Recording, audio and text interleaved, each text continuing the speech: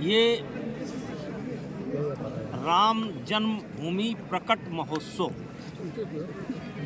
और ये बहुत पुरानी समिति है। जब रामलला विराजमान हुए थे सन 1950 में, तब से आज ही के दिन एक शोभा यात्रा निकलती है और उसी शोभा यात्रा में शामिल होने के लिए आज देवीपाटन मंडल के गोंडा, बहराइच, श्रावस्ती, बलरामपुर, बस्ती, फैजाबाद के कार्यकर्ता यहाँ पर मौजूद हैं। चूँकि संख्या को सीमित रखना है और इसमें अभी माननीय मुख्यमंत्री जी का कार्यक्रम इस समय चल रहा है, तो व्यवस्था की दृष्टि से उनके जाने के बाद हम लोग यहाँ से निकलेंगे और क्षीरेश्वर नाथ जो भगवान शिव का मंदिर है वहाँ से यात्रा प्रारंभ होगी और पूरे रामकोट और राम जन्मभूमि की परिक्रमा करके इस यात्रा का समापन हो जाएगा। ये शोभा यात्रा प्रतिवर्ष निकलती है। सांसद जी में कितनी संख्या में लोग हैं शोभा यात्रा में? देखिए, इसमें एक लिमिट रखना है संख्या का, इसलिए 5000 संख्या हमने अनुमानित की थी, चिन्हित की थी कि 5000 लोग ही चलें, क्योंकि एक सीमित संख्या में रहना है। क्योंकि अयोध्या में अभी बहुत कुछ निर्माण कार्य चल रहा है, तो किसी प्रकार का अवरोध ना हो, इसलिए एक घंटे का मात्र का ये कार्यक्रम है। इस समय हम लोग सरजू जी के एकदम किनारे उत्तरी छोर पर, आप अयोध्या से कह सकते हैं कि एयर दूरी 2 किलोमीटर पर हम लोग बैठे हुए हैं और 1 बजे के बाद संभावना है हम लोग यहाँ से निकलेंगे और साधु संतों के नेतृत्व में एक ये उत्सव मनाया जाता है, उसमें हम लोग शामिल हैं। सांसद जिस तरीके से कांग्रेस ने राम मंदिर पर प्रतिष्ठा कार्यक्रम का निमंत्रण फेर दिया, उसके बाद लगातार कांग्रेस के नेता एक के बाद एक इस्तीफा दे रहे हैं। आज मलिन देवरा जो 55 साल का रिश्ता खत्म करते उन्होंने कांग्रेस छोड़ दिया। देखिए, जाको प्रभु दारुण दिखतीना ताकि मत पहले हर लीना। कांग्रेस इस देश की जो आत्मा है, जिसे राम, शिव, कृष्ण, नानक, कबीर, रैदास, ये इस देश की आत्मा है और इसका ये लोग विरोध करते हैं और यही इनका दुर्भाग्य है।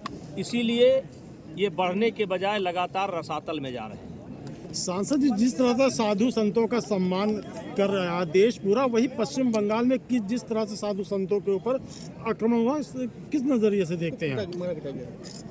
अब देखिए, यहीं पर रखिए। आज सांसद जी जिस तरीके से राहुल गांधी मणिपुर से अपनी न्याय यात्रा शुरू कर रहे हैं, किस तरीके से आप उनकी यात्रा को देख रहे हैं? उन्होंने बहुत बड़ी पदयात्रा भी की थी। हम समझते हैं कि लगभग देश में सबसे बड़ी पदयात्रा उनकी थी और पदयात्रा करने के बाद वो चुप रहते तो शायद उस पदयात्रा का कोई महत्व होगा। इनकी न्याय यात्रा का महत्व भी समाप्त हो गया है, क्योंकि इन्होंने भगवान राम के जन्मभूमि को विवाद में खड़ा किया है। ये जो 500 वर्ष का एक लंबे संघर्ष के बाद भगवान रामलला विराजमान हो रहे हैं और इस पर इन्होंने कह लीजिए कि एक सवाल पैदा किया है, तो ये चाहे जितनी न्याय यात्रा करें और चाहे जहां से करें, इनको कुछ मिलने वाला नहीं है। 2024 में कोई वैकेंसी खाली नहीं है। मोदी जी के नेतृत्व में पूरी भारतीय जनता पार्टी की टीम सरकार बनाने जा रही है। चाहे मणिपुर से शुरू करें, चाहे बंगाल से शुरू करें, यहाँ पर कोई वैकेंसी नहीं है। यहाँ वैकेंसी फुल हो चुकी है मोदी जी के नाम से। सांसद जी, सरकार का इंडिया गठबंधन की बैठक हुई, मल्लिकार्जुन खड़गे को इंडिया गठबंधन का संयोजक बनाया गया है। किस तरीके से आप देख रहे हैं? उसमें अखिलेश यादव, नीतीश कुमार ये सब शामिल नहीं थे, किस तरीके से देख रहे हैं? एक तो बनने में भी बहुत दिक्कत है और बन भी जाए तो कोई फर्क नहीं पड़ता है। मैंने बताया कि 2024 ही नहीं, हमको तो 29 में भी कोई वैकेंसी देश में खाली नहीं दिखाई पड़ती, जो राहुल बाबा के लिए हो या विपक्ष के लिए हो, कोई वैकेंसी खाली नहीं। माननीय सांसद जी, उत्तर प्रदेश में एनडीए गठबंधन कितनी सीटों पर जीत रही है आगामी? मैंने बता दिया, कोई वैकेंसी खाली नहीं है। पूर्ण बहुमत की सरकार बनने जा रही है। सर, न्योता को उन्होंने स्वीकार कर लिया है, उन्होंने कहा कि हम प्रतिशत के बाद में आएंगे। ये अपनी अपनी राय है, उसको विवाद में ले जाने की आवश्यकता नहीं है। बस देखिए, आज कलयुग है, कलयुग में 5000 वर्ष अभी बीता है ब्रह्मा जी से इस सृष्टि की उत्पत्ति मानी जाती है। 17 लाख कुछ हजार वर्ष का सतयुग था, 14 लाख कुछ हजार वर्ष का त्रेता था, 12 लाख कुछ हजार वर्ष का द्वापर है।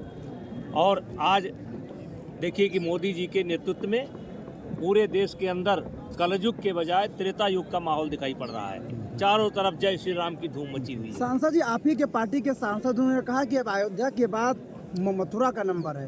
भव्य जय मंदिर बने। श्री राम।